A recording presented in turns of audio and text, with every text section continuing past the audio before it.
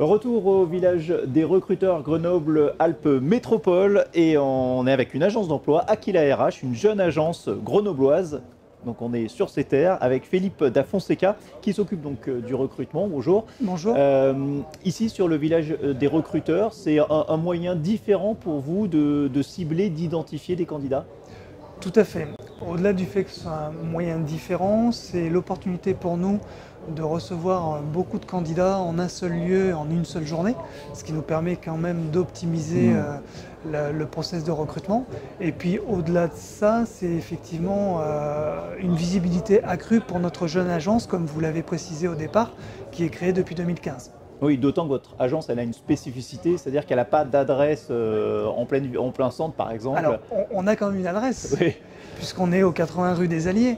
Néanmoins, on n'a pas pignon sur rue, c'est-à-dire qu'on a très peu de passages au sein de notre agence. On est plutôt sur un process de recrutement où on va faire beaucoup de sourcing. C'est nous qui allons vers les candidats et pas trop l'inverse. Une opération comme le village des recruteurs, donc c'est un moyen parfait pour vous de trouver de nouveaux profils.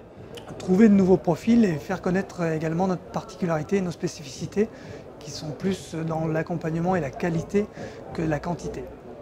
La qualité plus que la quantité, mais malgré tout, il y a des postes très divers dans plein de secteurs pour lesquels vous cherchez ici.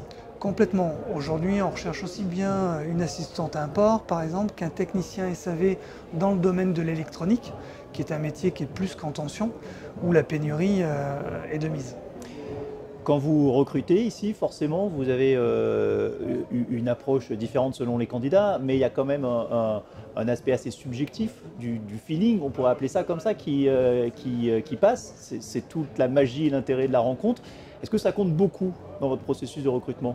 Alors, ça compte, bien évidemment. On a toujours le recrutement est un acte quelque part assez subjectif. Néanmoins, on a aujourd'hui des outils à nos dispositions qui nous permettent de recouper de l'information et ce qui va confirmer ou infirmer les impressions ou le ressenti du recruteur.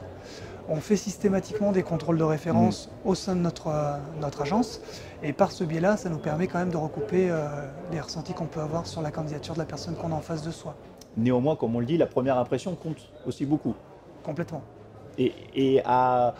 Est-ce qu'aujourd'hui, vous, en tant qu'agence d'emploi, vous êtes prêt à passer outre un CV qui n'est pas forcément adapté pour le poste pour lequel vous recrutez parce que la personne est convaincante, s'engage? Ça arrive? C'est notre ADN. On a des profils atypiques et au jour d'aujourd'hui, je serais tenté de dire que j'adore les profils atypiques. C'est des gens qui ont un vécu professionnel qui n'est pas rectiligne. Comme j'ai pu l'avoir moi-même d'ailleurs. Et effectivement, lorsqu'on a un coup de cœur sur un candidat, une candidature qu'on a reçue en entretien, on fait tout pour le mettre en poste. Et c'est pas difficile à vendre cette candidature atypique à votre client? Si, complètement. Mais c'est là où il faut qu'on arrive à faire bouger les lignes, notamment en France, où on est très cloisonné dans cette mentalité-là de recrutement. Vos clients, d'autant plus que la plupart, pas beaucoup de vos clients sont prêts à former les candidats en interne, j'imagine, avec leur propre process. Certains oui, d'autres un peu moins, mais même ceux effectivement qui sont prêts à former ont parfois du mal à accepter des profils qui ne sont pas cloisonnés dans un niveau de diplôme ou dans un niveau d'expérience ou dans un vécu professionnel qui leur ressemble. Malgré tout, c'est quand même en train de changer. C'est en train d'évoluer petit à petit et c'est surtout très gratifiant pour nous lorsqu'on arrive à mettre en poste quelqu'un qui a un parcours particulier. Aujourd'hui, parmi les profils que vous recherchez, alors il y a des métiers plus en tension que d'autres. La perle rare, le profil que tout le monde s'arrache, ça ressemblerait à quoi?